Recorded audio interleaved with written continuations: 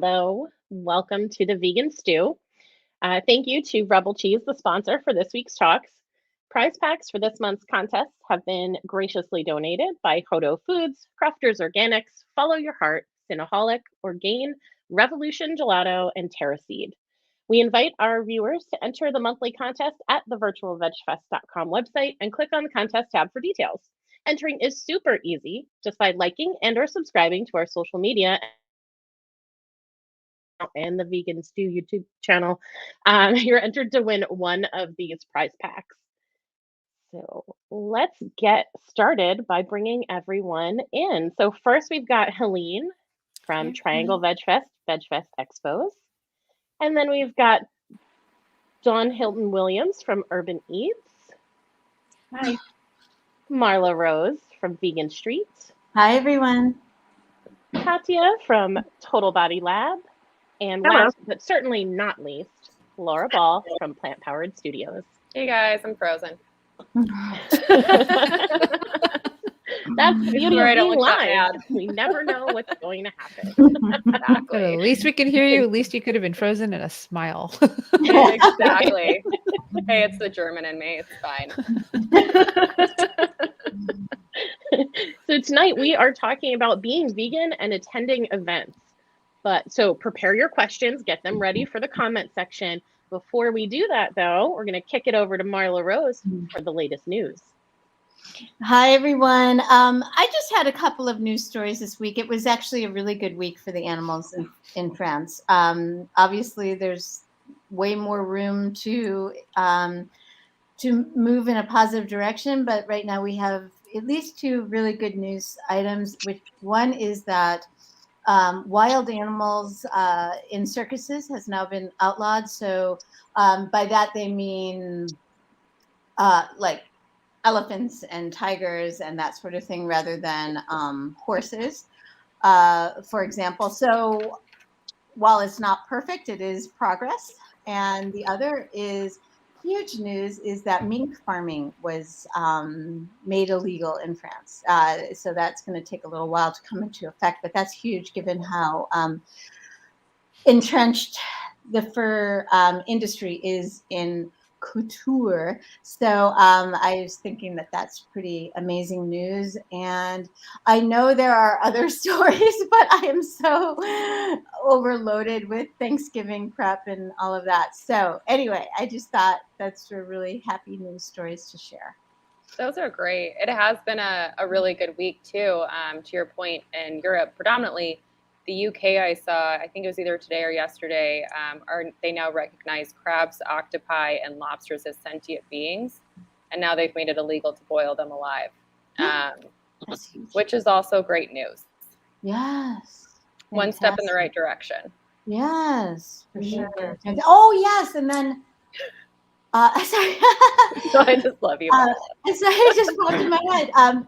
Danone, known as Dannon in the U.S., they announced that they're dedicating one of their biggest production facilities to the production of alternative milk, specifically, I think, oat milk. So that's huge. I think the dairy industry slowly but surely is becoming obsolete. So that's very exciting. At least the liquid dairy. Cheese will take a little bit while longer, but we've got good vegan cheeses now, so it won't be long. So that's a huge step. Yes. Dawn, do you have anything? It feels okay. You're used to me always saying something. Yes, I always feel I'm always the one that's ambivalent about something. So this seems like my role. I think it's like one of those reality TV shows. I am so torn about plant companies that make billions and millions, hundreds of millions of dollars on the slaughter of animals and the rape and abuse of animals, and then they get to get some payola from us. On the other side, I do this. I have that same feeling when I go to restaurants that are vegan options. I just am torn about it. It's like a pancake. One minute I'm like, oh, that's great because it is a step. Then the other minute I'm like, but you're getting more revenue for your investors, and I'm really helping to fund your enterprise of abuse. So I don't know how to feel about that. It's just a strange place for us as vegans in the community as it relates to animals. So it's just rough. It's good, but it's also like, yeah, but you're not giving it away, and you're not. So you're doing less, but you're still getting paid for their abuse. Right. And I'm helping you. Right. I don't know. I get it. I totally get it. And I do think the best we can do as much as possible is support ethical plant-based businesses. I think a lot of times when these things happen, they're just cold calculated business decisions, and then we can at least celebrate that the market is moving more, you know what I mean? Rather than I don't feel like it's important for me to do promotion of Danone or what, Dannon. But I do feel like it's important maybe to acknowledge that some of the writing is on the wall in terms of shifts, you know what I mean? So I do get totally what you're saying. I understand. I also believe that money speaks. And if people spend their money, I understand that there's all these companies, like even Smithfield got into the vegan plant-based meat. And it was an awkward situation for me being in Sprouts and looking at this plant-based meat and realizing that it's from the second largest pig producer in the country, which is, a couple of hours from my house in North Carolina, and kind of weighing, like, do I buy it? Do I give them the money? Right. Because I know what you're ultimately doing. But when you give money to those companies and they see that people are spending the money on the plant-based vegan side, they will, like Marla said, take a whole factory and turn it into plant-based. Right. They didn't do that because their hearts are open to veganism. They did that because their hearts are open to money. And if we spend the money, that means more dairy plants can become plant-based plants. Right. And if we don't spend the money, then they may revert back to dairy. So as much as I don't necessarily want to give my money to a Smithfield or Nestle or companies like that, right, I'm going to give my money to companies like that because I want them to stop the meat side and do the plant-based side. Right. And they will never do that if they don't make money. Mhm. I see Dawn, like I saw it. This is what's left in my utensil, by the way, everyone. My dog ate it. So sad. What is that? What was it? It was the same thing Katya has. Katya, lift yours. It was exactly the same. This is what's left. Kelly and Ashton can find mine from 2 weeks ago. My dog did the exact same thing. I literally had like this end left. Yeah. Oh my God. Animals. What? I love that you still have that, Helene, and that you're using it. Well, I was like, it's still up here. I was like, I'm not going to waste it. All right. Oh my God. Oh, is this like, what did Vicky say? I feel like that too with like whole vegan companies too, but I'm glad that some of those companies are moving into plant-based, and there was someday they would move away totally from the animal abuse. Couldn't agree more. I don't know how that happens if we don't spend money. Right. As a vegan business owner who ships food, and also, sells products and services, it's just, I guess I love, I might not eat a lot of vegan butter or cheese, but I always support, if I go in the store, I'm supporting Miyoko's. Why? Because she's an ethical vegan. Right. She's an ethical vegan, and she doesn't even use palm oil. She's literally thinking about the deforestation and everything. So I try to be very intentional about those spins, and I understand what you're saying though, but I want to make sure, it's just that I know that when those companies come out, it may take away from the coffers of a business like hers, who literally went in it 100%. So like Gardein, all those junk, right? It's vegan, it's junk food, but it's vegan, right? So it's vegan, but it's 100%. So I like to support the 100% companies because they need our support more than Danone. But they also, I understand money talks, and that is the influence of the vegan spend. We are a large percent, we're really growing percentage of the market in the spend, consumer spend, but we've got to support those businesses that are winning there 100%. Those restaurants that are 100% plant-based, those companies that are 100% vegan, we got to give our first and second spin to them so that they can survive and thrive. I just want to shout out for Dawn because we did our first show, which was like why we're vegan, and then we don't talk about that anymore. But Dawn's food and her hibiscus punch is incredible. That just made me so thirsty. Just Oh, hearing it's so good. I just want yeah, Dawn's going to talk about her Thank you. food a lot, but it's with good reason because it's absolutely amazing. And then for Katya, because new to the show as well, like an award-winning, how do you say this? Like you're a champion. You're a champion powerlifter. Powerlifter, yeah. So that's a big deal for people watching to know, like, there's some background here because you've been watching us for like 9 weeks, 8 weeks, but these two women you're just newly getting to know. They're Are we pretty throwing freaking the arms awesome. in? Can we throw the arms in? There we go. I had to throw in a plate. I can't do that arm. That arm is like massive. It's really nice. So yeah, I'm gonna go Patrick up is and be the like, one who literally forced me 2 minutes before the show to go off and do my plank. Just kidding. I offered. I recommended. Can we use these words? Yes. Don't force things Yeah. here. Yep. I inspired you to do a plank. I did want to say about, first of all, about this idea is something that vegans and animal rights people, even vegetarians have been grappling with since really the writing was on the wall, as far as I'm concerned, when Silk was one of the first, mainstream popular vegan brands.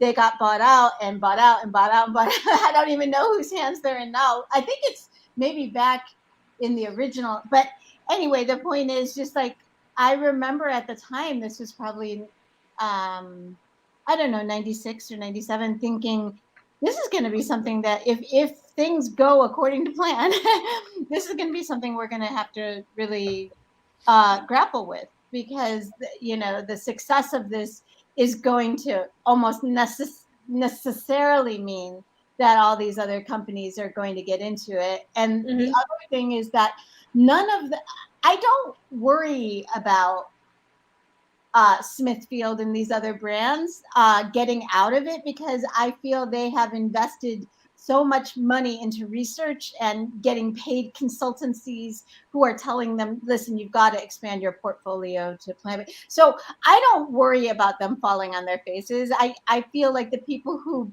buy Smithfield are probably people who already trust that brand name. I'm going to continue to support my, the local and smaller independent vegan owned, but I'm not worried about it. I mean, for many reasons, but one of which is that they've invested the time and the resources into researching it. So they probably have a pretty good sense of what they're doing. Do you know what I mean? The market. Yeah. And I want to say too, to that point, and to the ones that were made earlier, I feel like when these big brands start to bring on a plant-based option, it's really a win for us, because what that's doing, it's not really placating towards the people that are already vegan. It's really to the people that want to make that one meal change or start that journey, because those are brands they already know. And so when they see them bringing this kind of plant-based stuff on, they're like, oh, well, maybe I should try it. Maybe it's not as gross as I thought it was, or whatever the typical stereotype is. So it's kind of like the Impossible Meat and the Beyond Meat. Sure, every, couple months I'm down, but it's not something that I'm going to buy all the time. Like I want to make my own black bean burgers. I want to make, so it's very different. And I think it's for the baby vegans, or, the veg curious, not the platinum star vegans like Dawn is,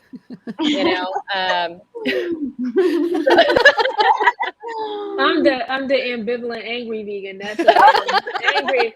Well, thank you for that, Laura. I'm like, we can share it. Different shows. You can have it next time.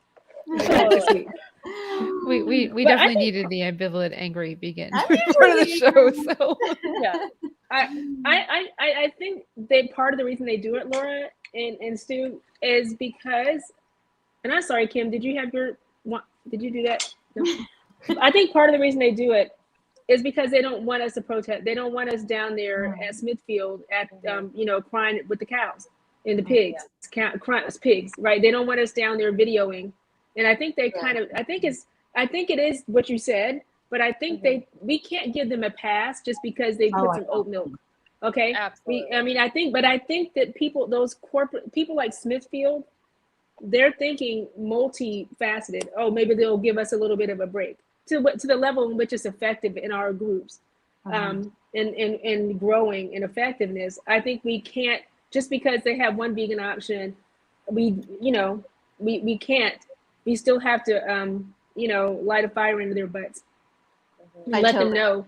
And let them know we might give you $1, but we're going to give 10 to the other people. And then, even though, and then we don't, and really we're going to hold you accountable for the other $9 that you're using in your cash box to kill animals. We've got to, we can't, I think they do, I think they take advantage of it, but I think they're trying to leverage. And I mean, it's smart, but it's kind of, it's like evil. That's capitalism. It's very insidious. Yeah, it's capitalism, but so is Miyoko. Right. She's got VC, but she's not that kind of capitalist. She's that's not the same idea. So theirs is one that involves slaughter. It's not the same thing. I love that. Yeah. I honestly, this is just me talking off the top of my head. I don't think we're on their radar at all. When they're developing products and when they're marketing, I think they're just fully skewed to the flexitarians. I mean, maybe they get a little bit of okay, maybe Smithfield isn't so bad kind of thing, but I honestly don't think we are part of their thinking. Maybe the smallest percentage, but the ethical vegans, I think they're just like, Yeah. Katya?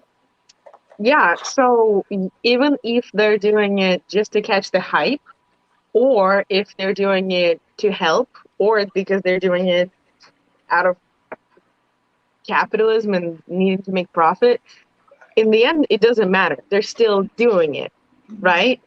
So the animals don't care. The planet doesn't care.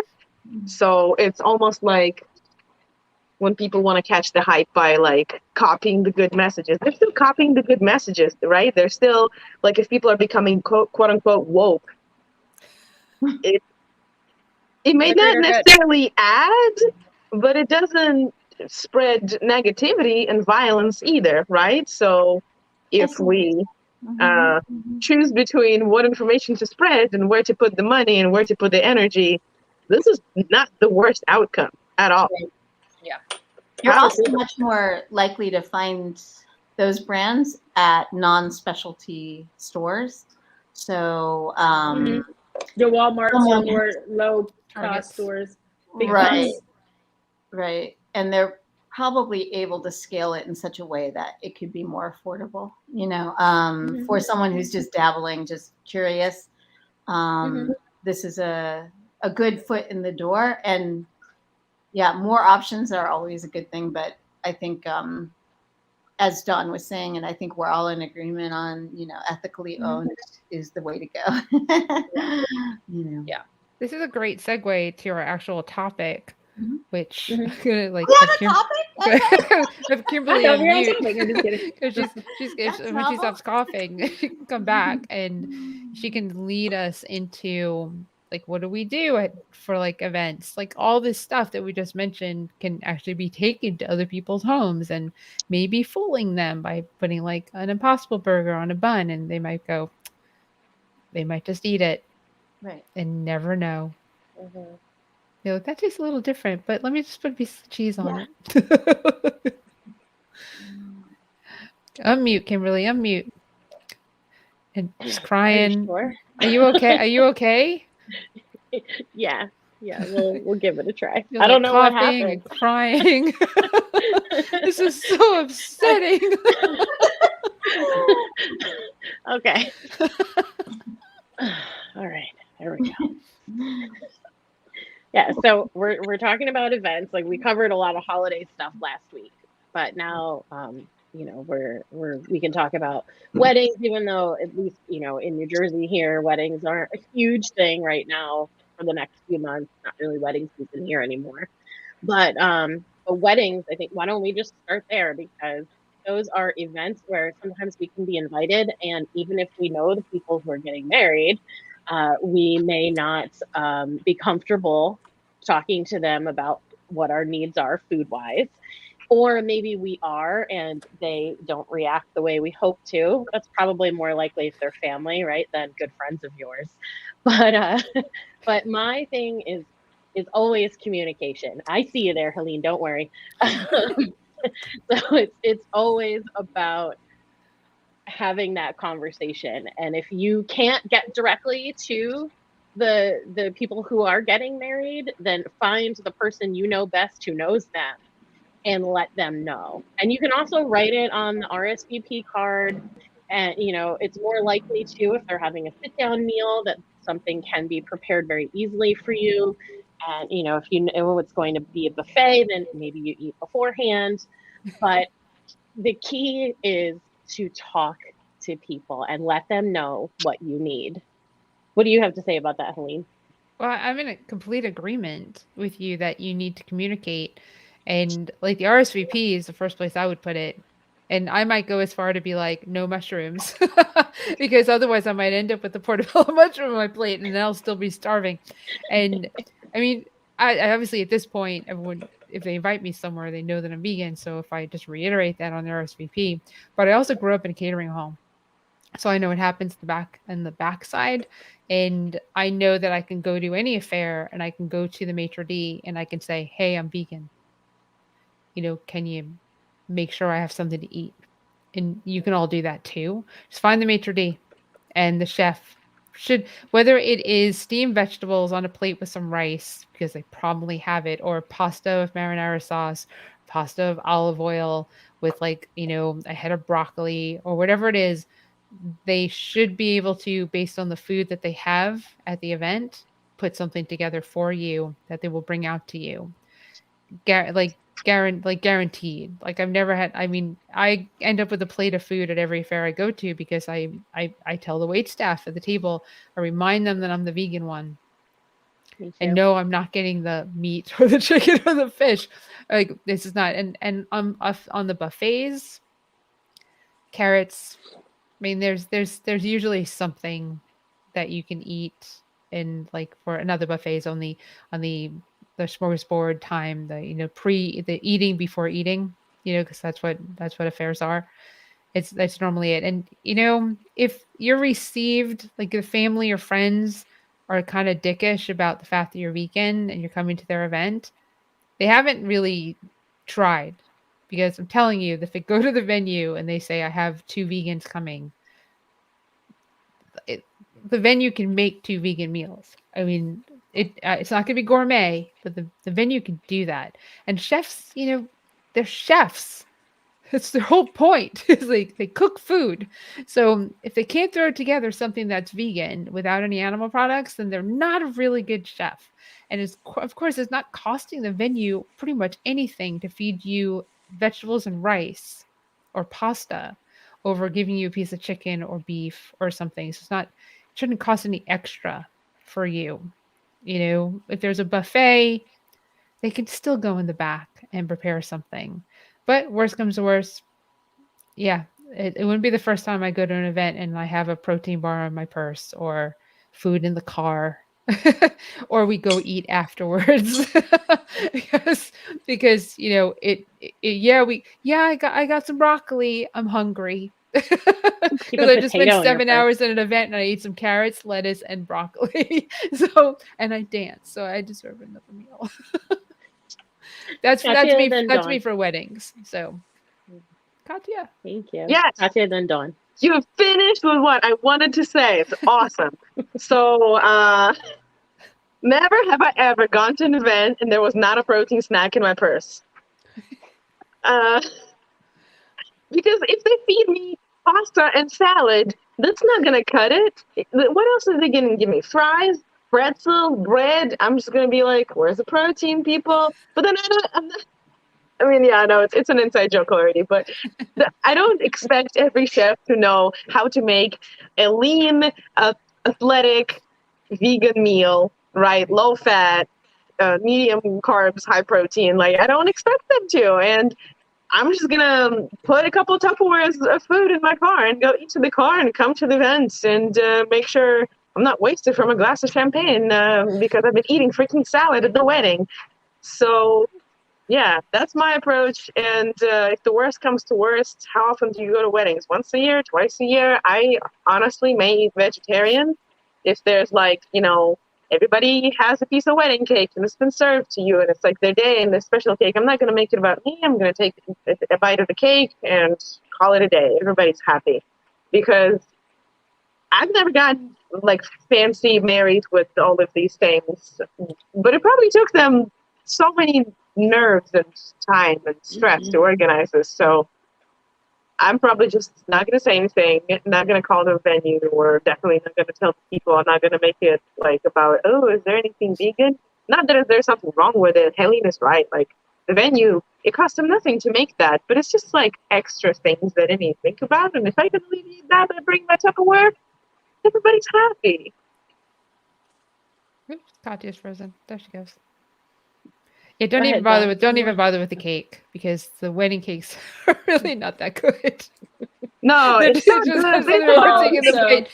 taking a Most of it bite gets and- thrown out. showing that, yeah, you're there for them. Right. So, yeah. So, yes, I agree completely with both of you as it relates to, there's a little bit of good. There's good in everything you both said. You talked about bringing something and then the eating before you come. So what the problem I found, of course, I'm gonna find a problem, is I don't trust the kitchen because I work in kitchens, and when they say to you that there's no butter in the rice or there's no they've steamed the vegetables, there's no butter. I know what butter tastes like because I used to eat it. Obviously, we all, unless we were born vegan, I don't play around. If I'm vegan, I'm vegan. You're not gonna bring me some butter and then pretend like it's olive oil. I do know what olive oil tastes like, so I don't even deal with it because I've gone to restaurants and events, weddings and other events, and they're telling me that, and then the poor host person, the waiter, they don't even know vegetarian from vegan. So you're talking Greek. You're just like, what? They don't. So then when you explain it, they don't relate it properly to the chef. And then the chef really comes out because they've got 1,000 plates, right? And they're just trying to do the plated dishes. And it does cost them a little more if they don't have it on menu, but they can get it. It costs them pennies, but they don't do it right. And it doesn't taste good. It's bland. I've never had a fix me up plate at a hotel that's not bland. So I always eat before I go. Always, always, always. And I do love the snack in the bag, and you can always eat raw. You can always eat raw because they always have a crudité, and they're gonna have some hummus somewhere, right? There's always some hummus somewhere, and you gotta, they can't mess up the hummus. Well, they can't. They could put dairy in it. They could, but it'd be weird. But weird has happened. But but you can always get so many, you can always get a lot of the raw stuff. So I typically stay with the raw. If I was at a wedding, I'm staying with the raw, and I've already eaten before I got there. And the cake, I know a lot of bakers, so just don't say that. Some bakers do good cakes now, but I would never eat a non-vegan one. There are a lot of bakers who do a lot of magnificent. They can make a cake good, but of course, it's up to your choice. What you eat at the wedding, but I just don't trust them. As a person that's in the kitchens all the time and has been in kitchens for years, there's butter. They don't believe them. Yeah. Don't believe them when they say it. Trust nobody. Marla, did you have your utensil ready? Yeah, I've got my Go ahead. potato masher, which I'm going to be using tonight. I was just going to, hey, John, sorry, guys. Sorry, in the background, they're talking.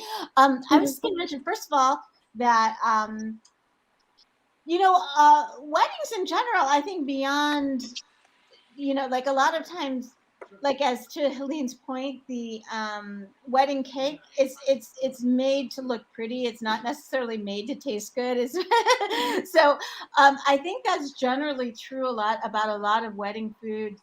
In general, the plates are just kind of bland, and no matter what's on it. So if you kind of readjust your mentality that you're not going to get great food.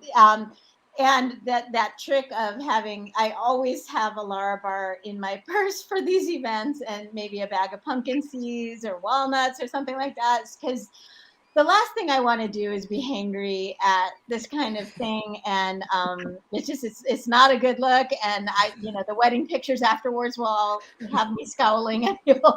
But I do want to say that when my husband and I got married in 1998, we had a vegan wedding, and we had the Chicago Diner cater it, and we had family coming in from small towns in Minnesota and stuff. And we did not make a big deal about the fact that it was vegan. We didn't make a deal at all about the fact that it was vegan on the RSVP card, which was, a thing back in the day. And they just checked which one they wanted, and it didn't say vegan this, vegan that. It just said what the options were. And the thing that was so remarkable about it is people talked more about the food and how much they loved it. And, at the wedding, we announced that it was vegan than anything else. So I think the omnivores ate way better at our wedding than they do at the typical wedding. So I was just going to say that. I had the same experience at my wedding. So my husband wasn't vegan yet. So we did, the cocktail hour was completely vegan, and then there was a vegan entree, and then there were 2 non-vegan entrees. But people talked about the cocktail hour and the vegan option more than anything else. And still to this day, sometimes we see certain family members, or we talk to certain family members, and they'll bring it up. Remember those black bean sliders? Remember that stuffed pepper? And so it is, I think it can be true that that the food, when it's vegan, does get talked about a lot more. It's a nice surprise, I think. Laura, I saw your utensil. Yeah. So I want to say the hardest part for me actually isn't the food. The hardest part for me is being in a wedding. So for many reasons that aren't vegan, but the vegan aspect that's hard is the bride wants me to wear leather shoes, or wants me to wear a silk dress, or wants me to get fake nails, or toxic nail polish, or those type of things. That's what's been most difficult for me to say no to in those scenarios, is actually being a bridesmaid, for example, and having to kind of wear what they select and what they want for their wedding. And that is an awkward situation, because it's kind of like, you have a silk dress, and I can't really say no to that because there's not really an alternative that looks the same, that's in the same dialect of fabric, and so on and so forth. That to me is probably the hardest thing to overcome, being in a wedding, rather, because me, I just stuff my face full of like carbs and protein before the wedding, and then the rest of the time I have liquid potatoes. That's my goal. Or just go to the bar and get a shit ton of olives. That's kind of what I do. But it's really because vegan is so much more than the food. And I think that's always something that people don't think about, is they always think food. Well, it's so many other things too that contribute to that. So that's been my biggest thing. That's a great point. Have you been a bridesmaid? Well, have you been a bridesmaid? Me? Yeah. I've been in 21 weddings. I was going to say, I've never been a bridesmaid. So, People don't like me. So then you need to tell us how you handled all of this. 21 weddings. What? Lots of liquid potatoes. Yeah. So where I'm from, lots of girls got married very young, like 18, 19, 20, because of pregnancy, military, whatever it may be, Southwest Michigan style. It's cleaned up a bit since then, but when I was there, it was not so great. Lots of meth and hunting. So, even one wedding actually, and I was vegan then, they actually got married on a deer stand, and I had to wear a camo dress. That was probably the most interesting wedding I've been a part of. So that was a bit challenging for me. Picture next week. Picture next week. You have all these outfits. You're the movie. You are literally the movie. Yes, absolutely. No, I got rid of them a long time ago. But I had everything from like the peach chiffon to awful turquoise silk. I mean, you name it, I have worn it. And it's always been a hard thing, because especially back then in the early 2000s, people were starting to understand it. but didn't really understand that it's more than just what you consume. It's what you wear. And it's your actions too that make you vegan and compassionate, not just what goes in your body, it's what goes on your body. So that was very challenging for me, especially the fake nails, because I am not a fake nail person. I don't even do nail polish. I mean, I just, I'm just an all natural kind of gal. So it was, it's definitely a challenge. Definitely a challenge. And it's hard to kind of conform your beliefs just to please somebody else because it's their big day. It's definitely hard. It's that balance of your beliefs and your and your love for that other person. Right. That's the other thing your too. ethics. It's your ethics balancing with your love for that person. Yep. And where do you fall in doing that? Because I wouldn't eat the cake, as Katya said. I would just wouldn't take the cake. I wouldn't eat it. I'm just not gonna do that. Mm-hmm. But what do I do if my non-vegan best friend says, hey, be my bridesmaid or maid of honor? And now you need to get all this stuff that you'll never use again. So much money. So much money, but the balance of you've asked me and I'm an ethical vegan has to play in there too. Right. But more times than none it doesn't, because the whole wedding thing is around the stigma that it's your day. So whatever you want goes, and how dare anybody go against that, because that's why they have the whole show Bridezilla. Like imagine if a vegan's bridesmaid was like, nope, I'm not going to wear those leather shoes, and I want, like a PET dress. That's not going to go over well. Dawn, go ahead. Yeah, but I imagine, being at 21 weddings, that it's had to be hard. I don't know that I like Helene was saying. I guess I made the last stop. I shouldn't. I'm so dark, but I'm so protesty. I would not be in the wedding. I just wouldn't.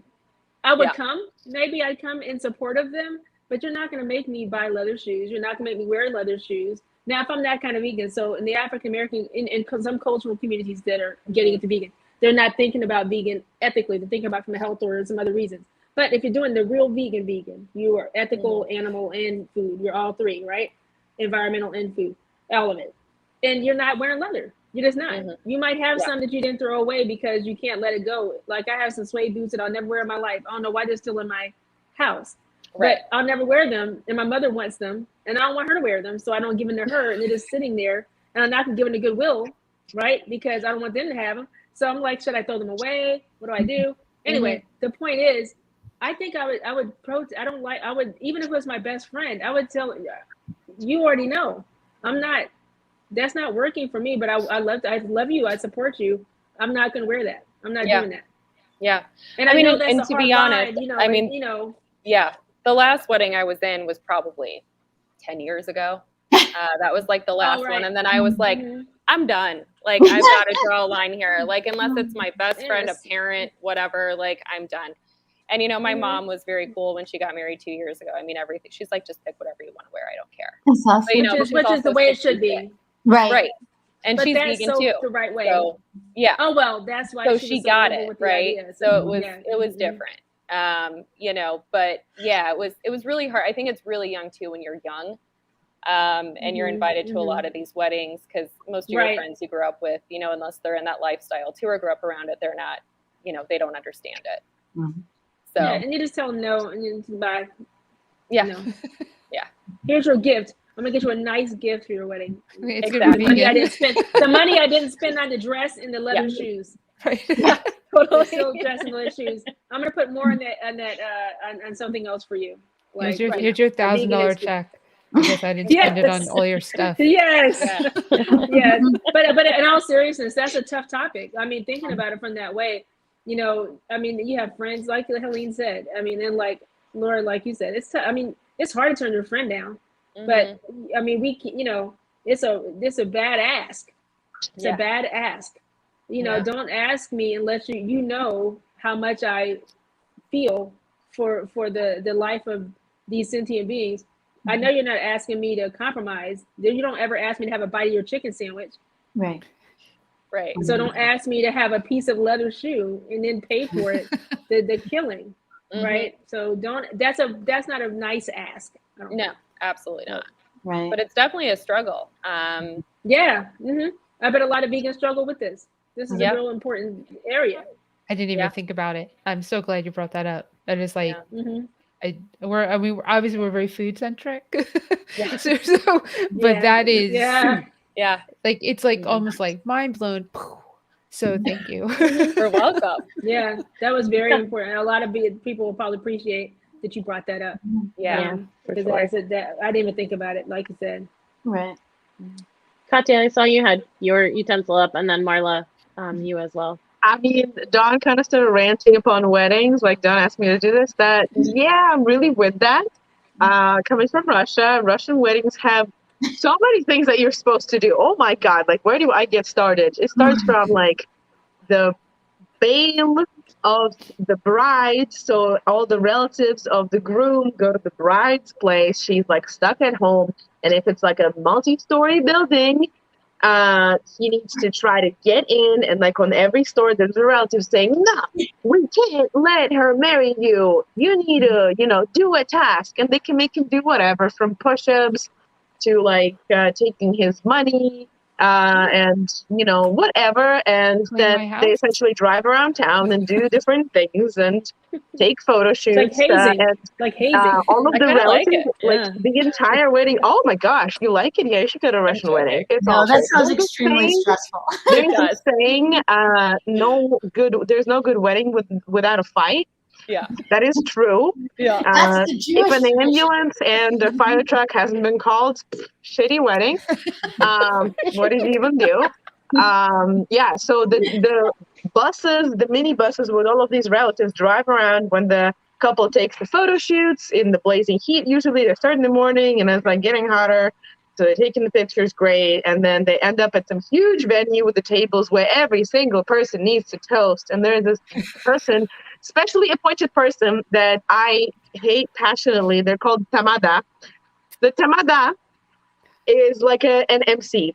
And he gives the mic to the father of the groom, and then the father of the bride, and then the mother of the groom, and the mother, and it goes until the last freaking cousin of cousin and friend.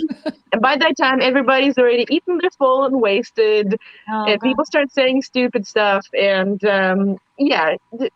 if being vegan at a wedding was my worst problem, that'd be free. Touche. Nice way of bringing it back. Thanks. It's not, in my opinion. I don't want to go to them unless it's like my best friend. I really hate weddings. I mean, it's really not something that's fun for me. I don't really think anybody thinks weddings are fun. I think maybe just for the guys it's fun, because it's the one time they actually dress up and go out, because women always kind of have that stigma where we have to look good when we go out. At least a stereotype. It depends on your guy. My guy loves to get dressed up to go Depends on out. your guy, yeah. It's true. It's true. My guy's definitely that way. You have every reason to not want to do a wedding. Except for like Absolutely. maybe your own, and they've got 21 women that owe you. Yeah. Just like what's the name of the movie? Was it 27 dresses? 27 dresses? Yes. Like the end of the movie, they were all, all of those women were in their dresses. There were some really funky dresses. Yes. I really wish you still had them. Oh God, I have some pictures I'll send you. My favorite was a pink chiffon. No, it was peach. Peach? It was just, God, I looked so white and awful. Oh, it was so bad. It was so bad. It was so bad. Oh my God. Yeah, the camo dress was probably my favorite though, because it was also a tube top style dress. Classy. It was very classy. I even had one. I with want a train picture. on Can it. you post it in the Vegan Stew group? I will. Most definitely. I absolutely Yeah. will. Yeah, I even had one bride that made me spend, I think it was $500 on a bridesmaid's dress from David's Bridal that had a freaking train on it. And I was like, why do I have to have a train on my dress? Why is this necessary? So everybody can trip. That's what makes it fancy, Laura. Totally. If you had more, elegance, you would know that. I know. Yeah. Yeah, me and my non-elegance. Oh my gosh, we have totally like blown up the wedding topic. Right? Yeah, Can I Marla just- had her utensil up, so let's get Yes, Marla I had my to utensil elaborate up. in on the I wedding. had my utensil up 3 Helenes ago. I was Sorry, just going Marla. to say that, first of all, I've never been a bridesmaid because apparently people don't like me. But most of my friends kind of got married in their 30s and it was very low key. A lot of people just ran off and got married, and so that to me was great. And and we celebrated in different ways. But when I got married, I just asked my bridesmaids who all lived in different states to just buy, I don't remember what color. I think it was dark blue, a dress. I didn't care if they matched. Who cares? And the second thing I was going to point out, like if you're asked today to be a bridesmaid, and I know that a lot of it depends on relationships and your level of confidence in all of this. And I don't blame at all Laura for feeling like she was so out, just a fish out of water in that scenario. But what I was going to say might be an option. So say your bridesmaid gives you, okay, this is the dress that I'm decided on my bridesmaids, and you have accepted to be a bridesmaid. I don't know. What if then you just say, hi, thank you. I'm vegan. I'm delighted for the wedding. Can you show me an acceptable vegan alternative to this dress? I don't want to be a hassle to you. I just want to, my intention is to do this and to maintain my values and enjoy your wedding. Could I perhaps wear this? Could I perhaps wear that? They look just, exactly alike. So maybe that's an option today that wasn't 20 years ago. So anyway, that's all. Yeah. Well, and the great thing about the style today with weddings is that every bridesmaid now has a different dress. But it's Okay, the same that's color. what yeah, okay. And so, it's like the mismatched dining room chairs, like that's the whole thing now, where the head chairs are different from the side chairs. It's like the same thing now. So I'm like, damn it, where was this in the early 2000s? Like when I needed it. So we've talked a lot about weddings, but Mhm. there's so many other events that we go to.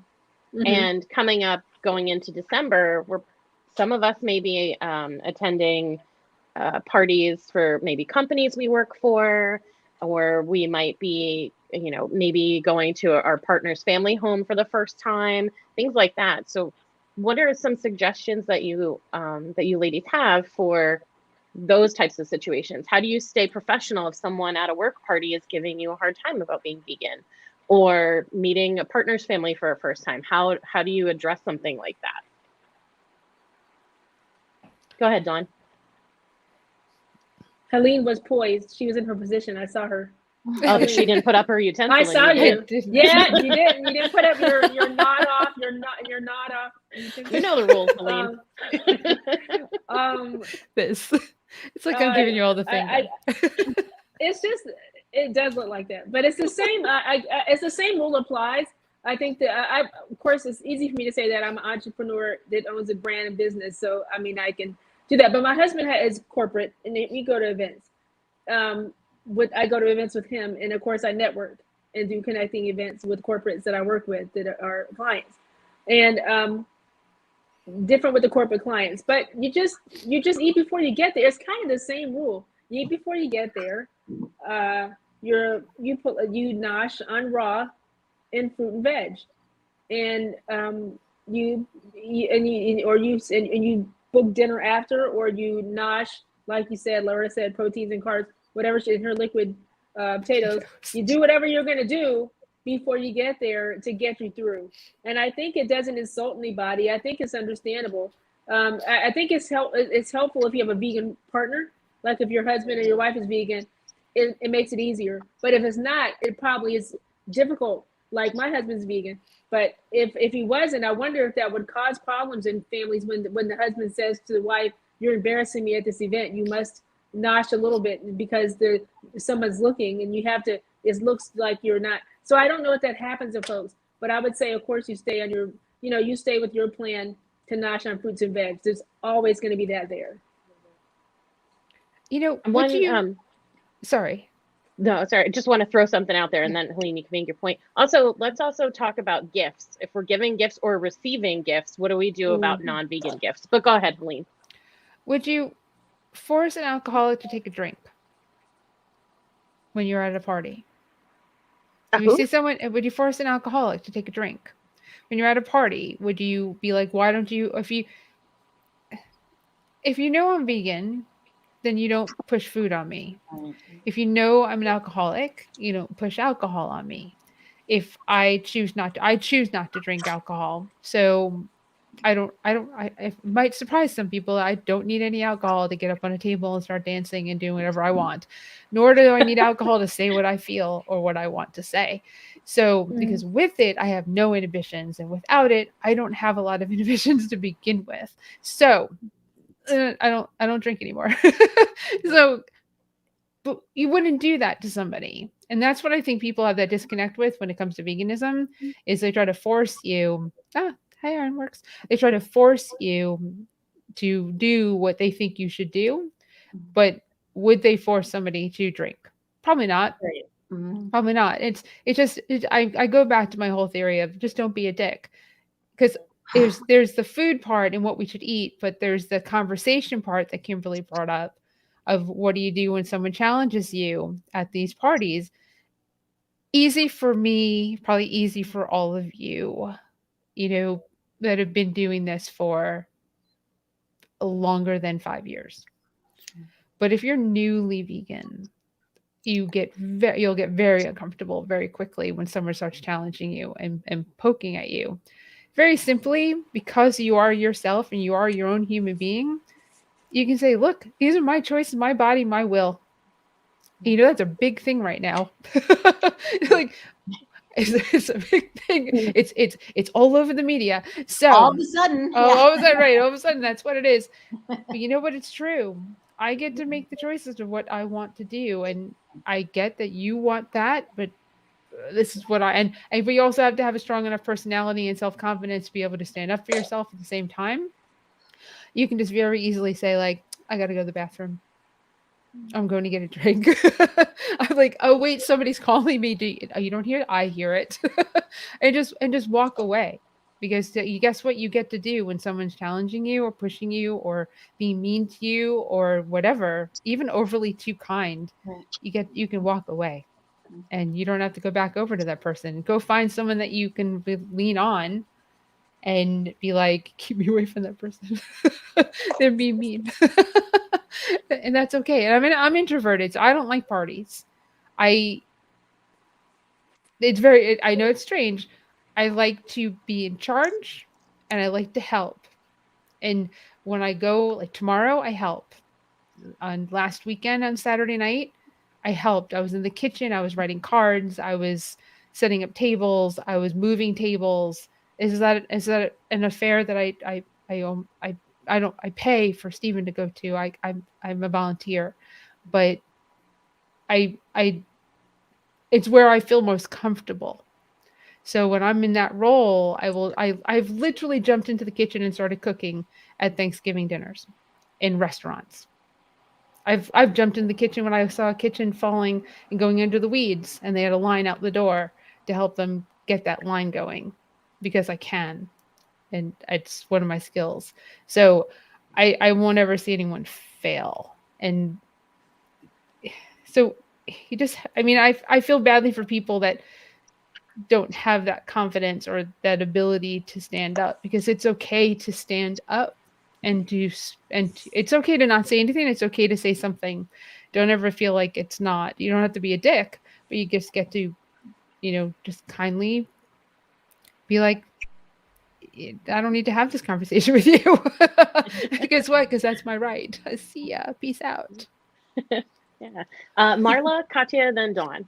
Okay. I was just going to say just a couple little quick things. One is that you don't owe anyone an argument. If they come for a fight, you don't owe anyone that time, Second of all, someone who's being obnoxious to you, all they're doing is making themselves look bad. So I do understand feeling provoked or feeling like that you need to argue with someone who's you feel is attacking you. But I also feel like they're making themselves look so terrible.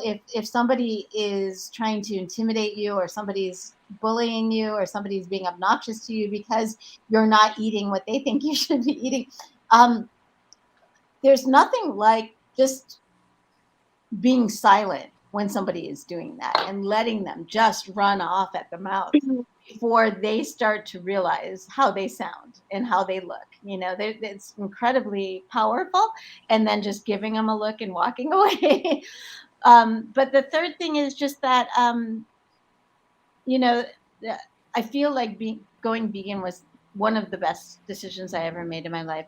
There is nothing anyone's going to say to me that's going to make me feel bad about it. So I think the more confident you are in your veganism, even if you personally are not an assertive person, and that's totally your, you know, prerogative. It takes all kinds, you know. I mean, we're not all going to be like, if you're confident in your veganism, that's all that you need to bring to the table. So that's all. And a good eye roll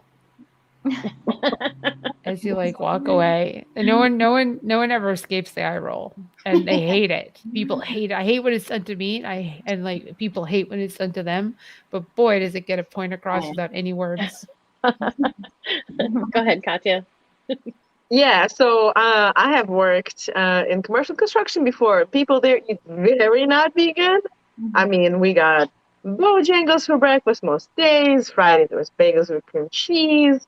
And then there would be occasional, you know, barbecues and donuts with freaking bacon on it. I've never seen that disgusting thing anywhere else. Why does it exist? You put two bad things together and just eat it. I don't understand. Anyways, yeah. So at company events or outside of company events, people would first joke, and I started going vegan gradually at work. So I gradually be like, yeah, maybe. Can you give me something not with meat? No? Okay, well, maybe like in the evening I'll make myself something. So I think over like a period of 3 months, I kind of eased myself into it, and it was great. But it kind of got annoying for my coworkers because they were like, wait, you were eating this yesterday. Now you don't want it? Like, you loved the chicken sandwich. And I'm like, yeah, but I want maybe the bean burger now. So some understood, some didn't, whatever. The easiest things for me personally were to joke off and just be like, yeah, I'm, you know, trying new stuff. Or they don't have to understand why you're doing it. They just have to understand that this is what you want, right? I tried to explain to one lady, for example, that like, yeah, evolution, and I studied that like we're herbivores and this, and it was a 20-minute conversation. It was so great. And she just nodded and nodded. And she was like, yeah, I don't believe in that. And I was like, what do you mean? And she's like, well, I believe that God created people, and just walked away. And it blew my mind. I was like, wait, what was this spiel for? So since then, I don't try to explain to people why I want to eat mostly vegan. I just try my best. And if people are being dicks to you about it, my best advice is to compliment them. Like, they think they're being a smartass and just like, you know, calling you out. And you can be like, oh, you're so vigilant. Or you're so funny. Wow. How creative. And just, you know, kind of laugh with them. And now they're your friend.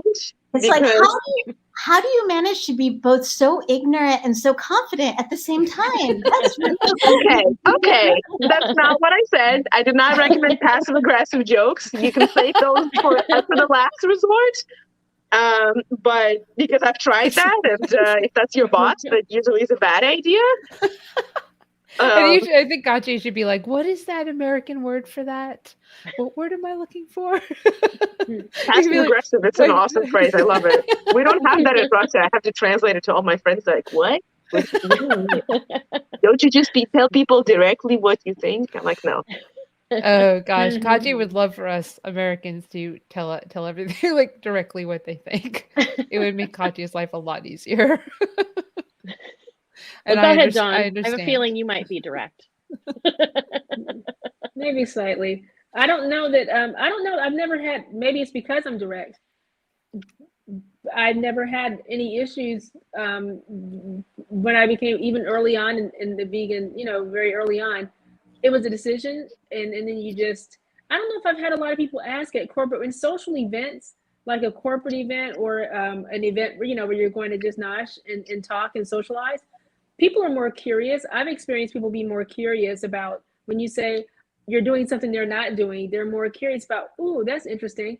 And they're like, and it really opens the door to a more conversation. Even if they don't agree, they are curious. And that's your opportunity. And that's when vegans have to be somewhat educated on the benefits of the lifestyle, or else they might say something that kind of sounds wooky. And that might be why you get the side eye versus the fact that you're, gung ho. Because I think people typically in a social setting support each other. They're like, oh, okay, that's cool. That's different. Tell me about it. It spurs conversation. I haven't had a person try to be negative or challenging because I didn't eat a piece of chicken at a party. I never had anybody chicken pusher, or like a pigs in a blanket pusher, at the party. But I don't know. It would be weird if they did that. I think it's social. I think that sometimes vegans that are new have a little bit of an uncomfortableness in themselves because it's new for them. And I think sometimes we're putting off something that maybe isn't even happening. So we just need to be more mindful on the beginning of our journey that it's okay. It's really okay. People probably don't think what you're thinking they think. That may be in some instances. And those who do think it will say, but it's still your life and your decision. But sometimes I think it's a lot of inflection, like this is what you think they're thinking because you're now doing something different you did 2 weeks ago, and you're thinking, what are they thinking? Don't do that. So Like you're that's on the my 2 cents. defense. Like you're already on the defense about what you're doing because you're anticipating someone Right. coming at you. So you're Maybe like, that's what's happening. Yeah. Right. So in It's some possible. cases. So we're at the top of the hour, but if we could spend just a couple minutes because gift giving season is coming, right? Mhm. What do you do when you get a gift that isn't vegan? Do you tell the person? Go ahead, Laura. I do a couple of things. Either one, I re-gift it to a non-vegan. Two, I return it or give it back, and I tell them why I'm returning it and exchanging it for another gift. Because more times than none, maybe they don't know, right? Like maybe it's somebody in a corporate environment that's trying to be nice and giving it out. What's tricky is the homemade stuff. When you get the fudge and the cookies and whatever else, and it's a nice gesture and it's not meant to be how you're perceiving it. In that case, I usually give it to a neighbor or somebody else. But veganism isn't about perfection. And I don't like to be wasteful. If that, whatever died to make this, or, if it's made out of dairy, which I disagree with, I'm not going to throw it out. I'm going to give it to somebody who's going to consume it, because then it's just waste. But what I do, especially in the corporate world, when I used to work in it, thank God I don't anymore, but I made sure every damn person I worked with knew I was vegan. So then they wouldn't give me a bullshit gift that I'm going to have to return or explain why I can't accept it or re-gift it, and then have to figure out what the hell I'm going to do with it. And two, so then at corporate parties and events, they always have something vegan for me.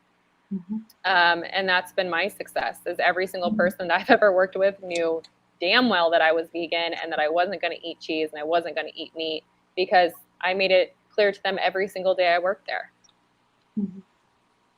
You love to shove your dairy in my face. Well, I'm going to shove my, my bio life in your face, so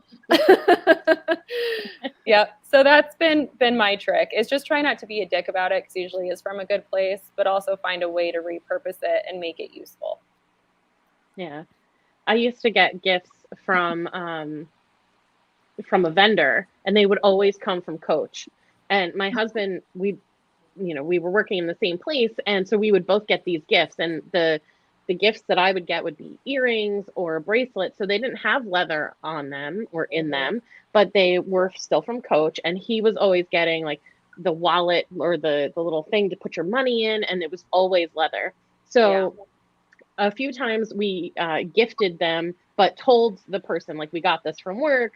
Would you like this? Knowing that it was their style or whatever. And so it's getting used. And other times we've sold it and then donated what we got for it to either a sanctuary or another animal, rescue or something. And so those are the ways we've handled the corporate stuff. But personal gifts, I've done a lot of what Laura said. I've given it back and said, here's why I can't accept this. Or I've returned it for something different, which isn't always easy if they don't give you the gift receipt. So sometimes you have to tell them, right? Dawn, go ahead. So corporate, like Laura, well, differently, a little different. Because I'm more on the health side, I could giving someone cancer, abnormal cell growth promoting cancerous dairy would be a real no-no. Like, I think it confuses people about veganism if you give them something. So I'd throw it away. And that it's a way their life is wasted. Shouldn't eat it. So I don't give it away if it's food. But I do, Kim, what you're doing, like this idea of reselling it, the fact that the money goes back to the animal sanctuary, that's a very good thing. I like that, because it's already a torturous, terrible thing, but the money goes back to save an animal or buy some feed or do something very positive. So I think that's a very good way to approach it. But the food, because I know, because of the health, disease promoting aspects of eating animals and dairy and how it kills people, literally. Every time you put your fork in it, you taste it. It's promoting disease. I absolutely think we shouldn't do that. It's amazing. And this is what there's a whole world of people that may watch this over the course of time. And there's 6 of us here. And we all feel slightly differently or similarly on a slew of topics. And that's absolutely incredible, because it just represents the society world. Dawn would throw it out. Laura would give it to a neighbor. I kind of side on, it's not a side thing. I would probably not waste the food. I would give it to somebody else. But yes, I don't really have a lot of people I can give stuff to that are close by. So it just may end up in the garbage. Depends on the timing, world, everything. So let me see. Diane just said, oops, come back here. The company I worked for, when they found out I was vegan, instead of giving me a turkey, they gave me a gift card. That's awesome, Diane. That's nice. That's what the communication is, of sharing who you are. They may not give a shit anyway that you're vegan. The person who's in charge of making the decisions of what to order, food, gifts, may just never ever think about it. But what I think is like really, really cool is that we really have a nice representation of pretty much everyone out there, of thoughts and feelings. And you know what's great? None of it's wrong. None of it's wrong. It's all okay. Levels of it. Everything is a spectrum. Where you fall on it is where you fall on it. And, newbie vegans fall one place. Long-term vegans fall in other places. And today you may feel this way. Laura tomorrow may be like, I'm throwing out the food. Because that was a great point that Dawn made. Health focused vegans versus that are more on that side of educating side, and they have to feed people. That becomes maybe a different idea. Because of the way people live, right? It's very, vegans are very diverse, right? We're just a representation of the world, and we're just the ones who think a little better about keeping the world safe, keeping the world environmentally safe, animals protected, and people being treated kindly in animals. So we're just a little different in that area. Not that others aren't, but we're intentionally that way. We've chosen. So that's good. Yep. Day in and day out. Well, I'm thankful. I'm thankful for all of you and for everyone who watches and supports us and everything that we do. But seriously, ladies, awesome stew crew.